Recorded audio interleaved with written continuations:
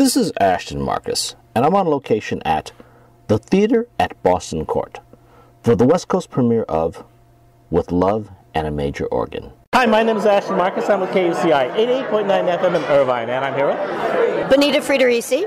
Well, I am an actress. I am in this play that you are attending called With Love and a Major Organ, and I'm playing one of the three characters, Mona, in it. I've been a working actress for a very long time, TV and film as well as stage, and for some people I played General Beckman on the television series Chuck, if you watched that.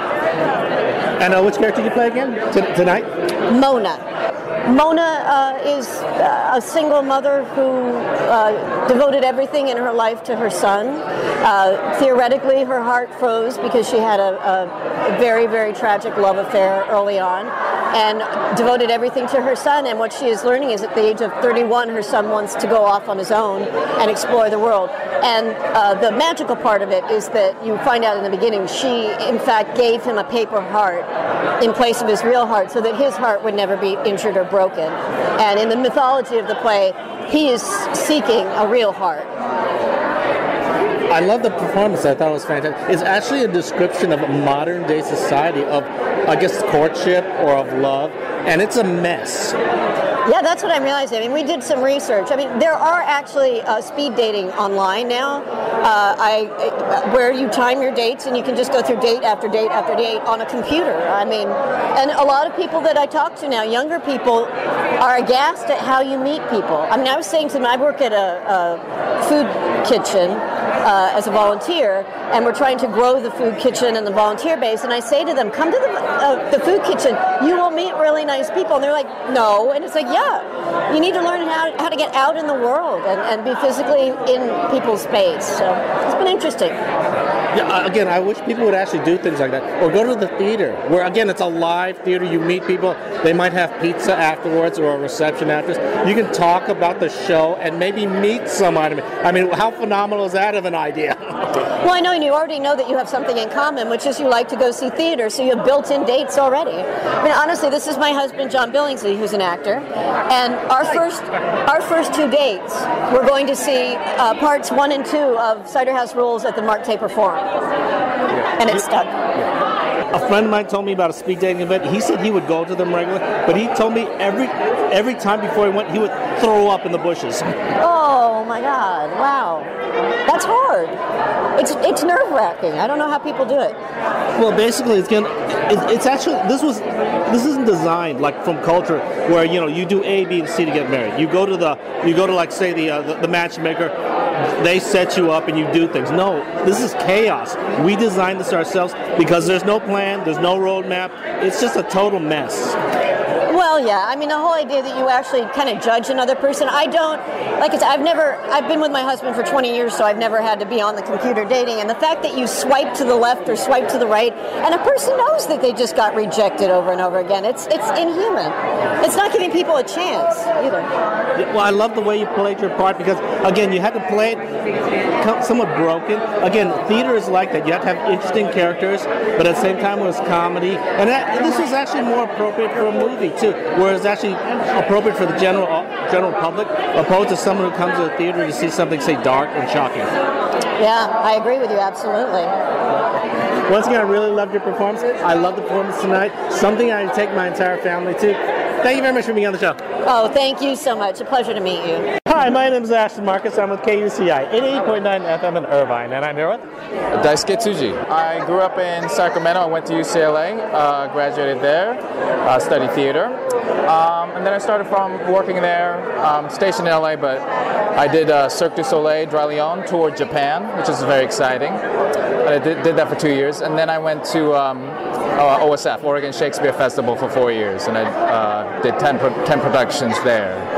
Yeah, and then now I'm back and trying to do, everything. Yeah. And which character did you play tonight? Oh, today I played George, the paper-hearted boy or man. He goes through a profound journey from, being paper-hearted, a two-dimensional heart, to somebody giving her, literal and figurative heart, and he grows his own three-dimensional heart at the end.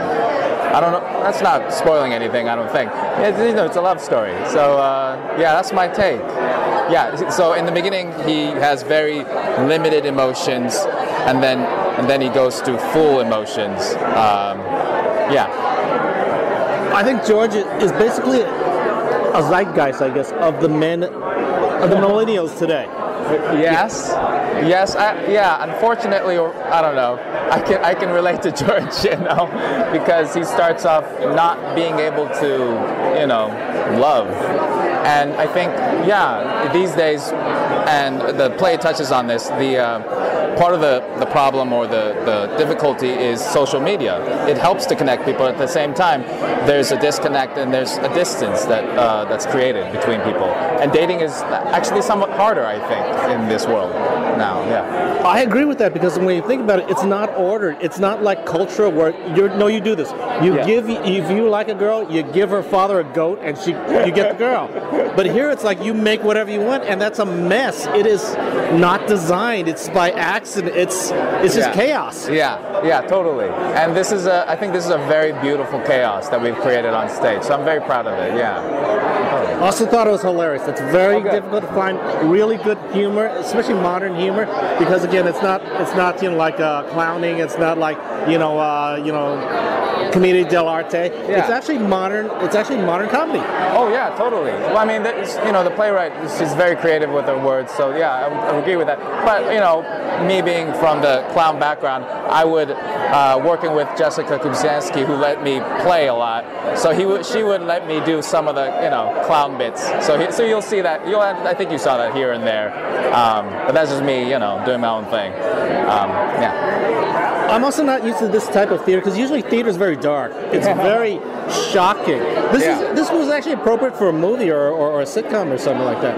Yeah, totally. But hopefully it's also there are moments where it is very heartfelt and warming and heartbreaking at points. And I think, and Jessica told me, and I'm sure she'll tell you this. I think this kind of love and focusing on connections is very necessary in this bleak times that we're living in. So I think it's a very necessary story to tell. Yeah, once again, I really love the performance. I loved you in it too, because again, it was comedic, but at the same time, it's very poignant because of the sociality we're in, and it described a big, broad range of basically how we've evolved socially with this computer generation.